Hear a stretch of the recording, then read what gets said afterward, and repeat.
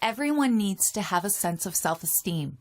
We all need to feel as though we can learn, that we can improve ourselves, and that we can be valued by other people. But can you imagine what it would feel like to be raised where you are expected to not be able to learn, or at least not as easily as other people learned? People tend to live up to what is expected of them. And if you're expected to be slow compared to your age group, then you'll most likely be a slow learner, even if you have the potential to be a genius. When children are raised with the belief that they are slow learners, they become adults that pass these expectations on to their own children. That's how it was for Jose Silva and his children. They lived in the little Texas border town of Laredo. In the middle part of the 20th century, Laredo was one of the poorest towns in the entire United States and one of the most poorly educated. Mr. Silva was a man ahead of his time. Despite being raised in an environment of low expectation, he believed that everyone was born with a genius potential that would flourish if it was cultivated correctly. So he made it his life's mission to find out why Laredo was such an impoverished, undereducated town, and then find a way to improve its economic and educational conditions.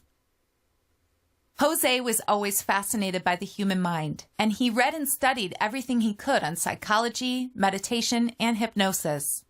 He was convinced that there had to be a way to teach people to improve their learning abilities by changing the way they consumed information.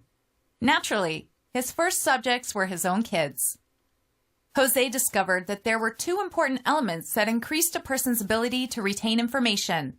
They are the ability to relax deeply and the ability to maintain conscious awareness while they were in those deeply relaxed states. This discovery was revolutionary. Conventional wisdom at the time claimed that the way to learn more effectively, a person had to work harder, try harder, and concentrate harder. Jose's discoveries flew in the face of that so-called wisdom. His process was to develop a series of daily lesson plans and then deliver the lessons to his kids while they were in a deeply relaxed but consciously alert state of mind. He would deliver the lessons 3 times in 3 different ways. First, he would start by bringing them to one of these relaxed and alert states and then deliver the lesson at a slow, relaxed speaking pace. Next, he would bring the kids back to the fully conscious state and then guide them to a slightly different, fully alert state of deep relaxation. Then he would read the lesson again in a strong, strident tone of voice. Finally, he would repeat this process one more time by bringing the kids up to the fully conscious state. Then he would guide them to yet another, slightly different state of fully alert, deep relaxation. He would then read the lesson to them in a conversational tone. Jose changed the order of how he gave his kids their lessons from one day to the next. The kids' ability to learn and retain information with their father's system was astonishing. But the really astonishing thing was not their increased learning ability. It was something even more exciting. One day, Jose had selected some poems that he was going to read to his daughter Isabel. Just as he was about to read one of the poems to Isabel, she spontaneously started reciting one of the other poems Jose had selected. Isabel had no way of knowing which poems her father had selected since he didn't tell her which poems he had chosen.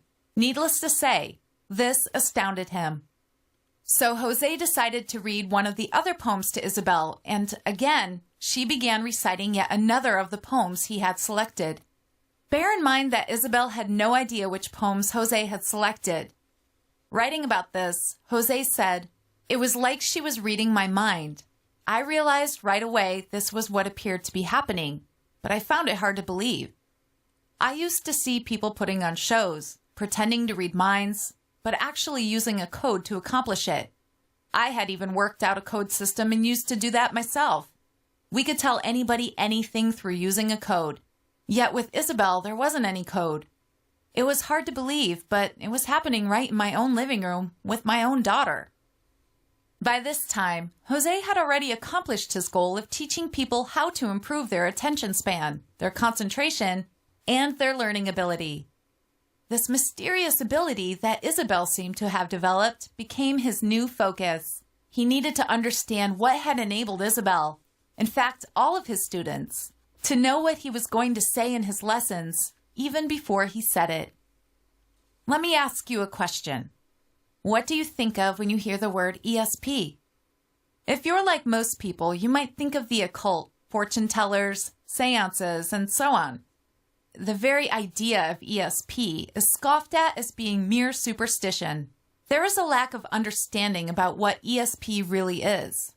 The common meaning of ESP is extrasensory perception, but Jose discovered that there's nothing extra about the human ability to perceive things that are beyond the scope of our 5 physical senses.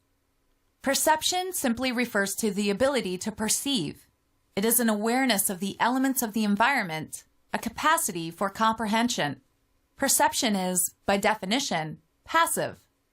On the contrary, there's nothing passive about ESP as Jose Silva defined it. His definition of ESP is effective sensory projection.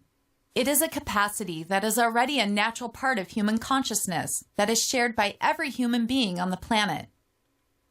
Jose also discovered that there is a specific and repeatable process for sending your intentions to your higher intelligence in a way that makes your intentions become realities.